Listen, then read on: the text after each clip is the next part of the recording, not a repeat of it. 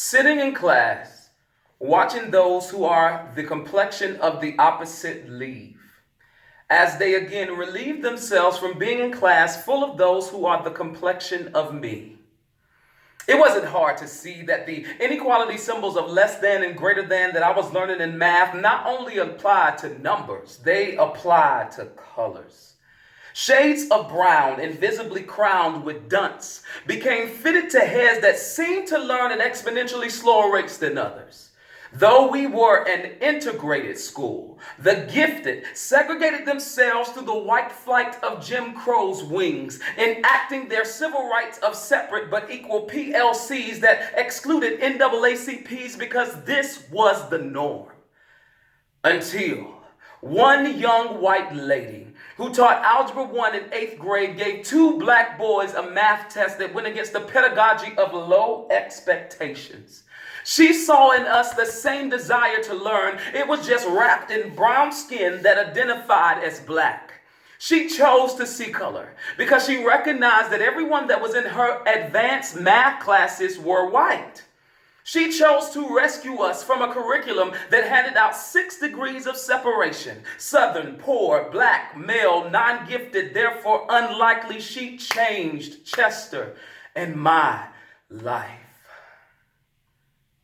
It wasn't as if I didn't believe I could do it. She believed I could.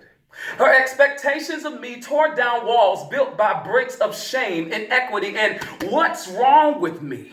Her expectations of me exposed me to a land of possibilities found only in books where fairy tales exist and those that were asleep were awakened by a kiss. She became a Peter Pan to 2 lost boys, giving us access to Neverland.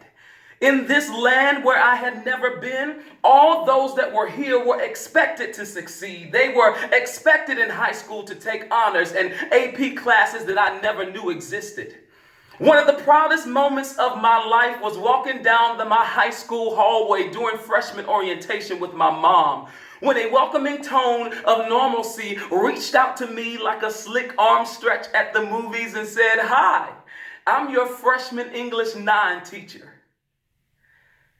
In one split second, the eloquence of Malcolm, the bravery of Rosa, the championing of Du Bois courageously spoke, "I have honors," as if my words were Frederick Douglass escaping slavery.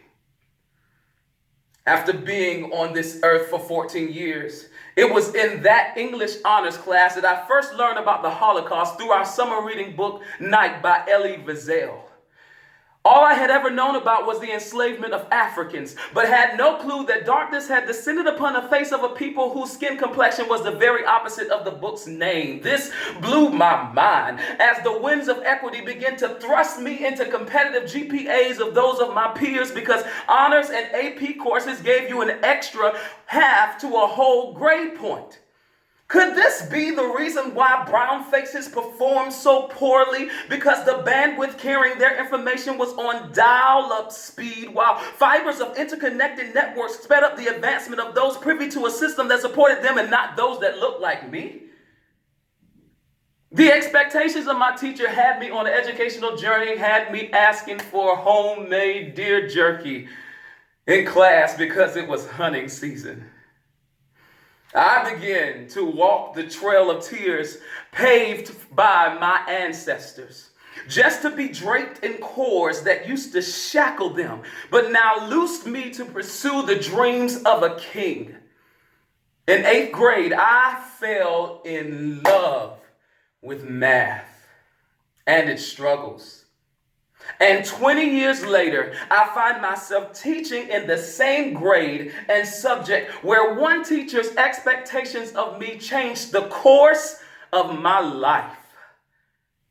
Thank you, Mrs. Simmons.